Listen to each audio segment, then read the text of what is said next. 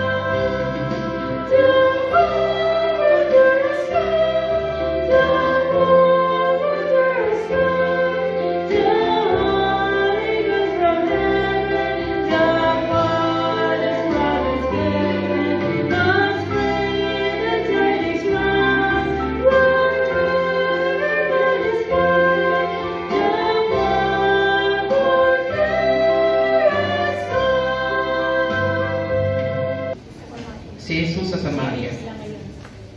Kaya't lumabas ng bayan ang mga tao at nagpunta kay Jesus. Samantala, makailang ulit na sinabi ng mga alagad kay Jesus, "Rabi, kumain na kayo." Ngunit sumagot siya, "Ako'y may pagkain hindi ninyo nalalaman." Kaya't nagtanong-tanungan ang mga alagad, "May nagdala kaya sa kanya ng pagkain?" Sinabi sa kanila ni Jesus, "Ang pagkain ko ay ang tuparin ng kalooban na nagsuko sa akin at tapusin ang ipinagpagawa niya sa akin. Hindi ba sinasabi ninyo, 4 na buwan pa at anihan na? Sinasabi ko naman sa inyo, masdan ninyo ang mga bukid, hinog na ang mga trigo at handa ng anihin."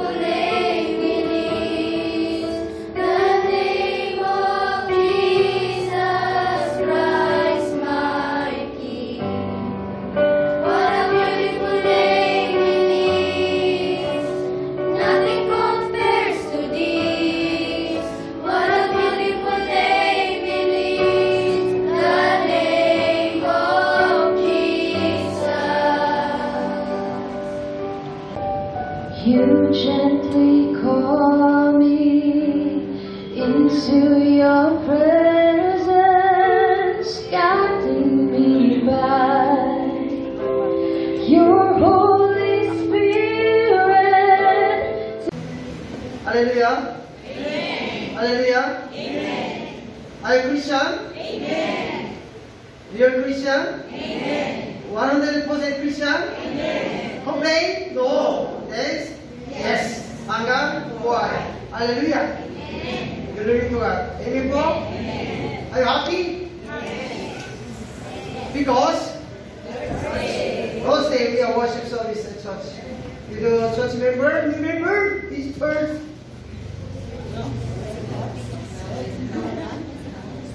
Hallelujah. Very good today. Not hot, but little dark. Very good.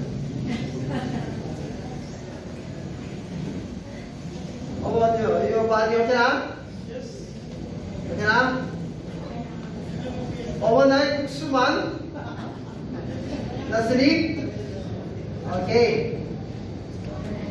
We're happy with the worship service. Worship service.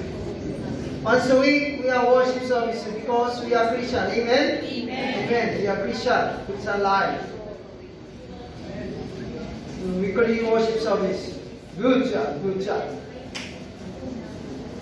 Today, text John chapter 4, 30 to 38. Title? Together in God work. Amen? Together in God's work. Follow me. Together in God's work. Jesus met and talked to Samaritan woman.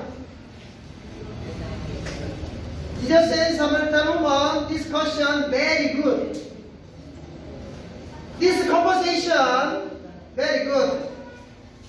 This conversation about experience of the kingdom of God. Amen?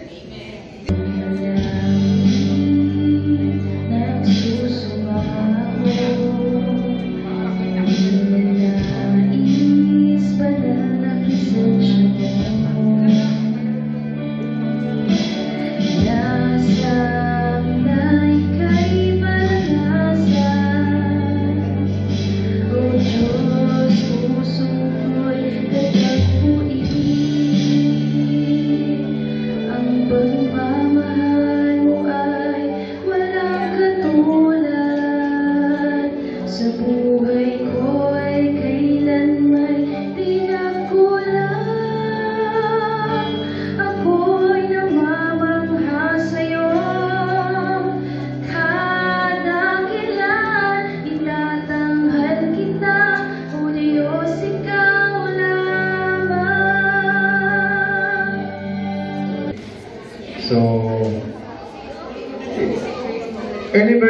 Meron?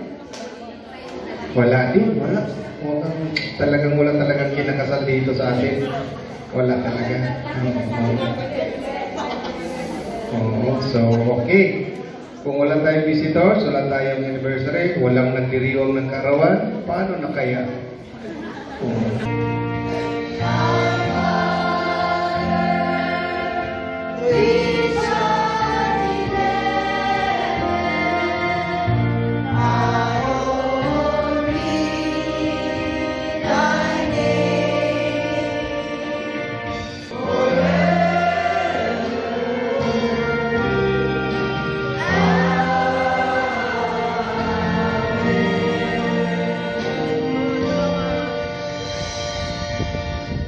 May the grace of Jesus Christ and the love of God and the fellowship of the Holy Spirit be with you ever and ever.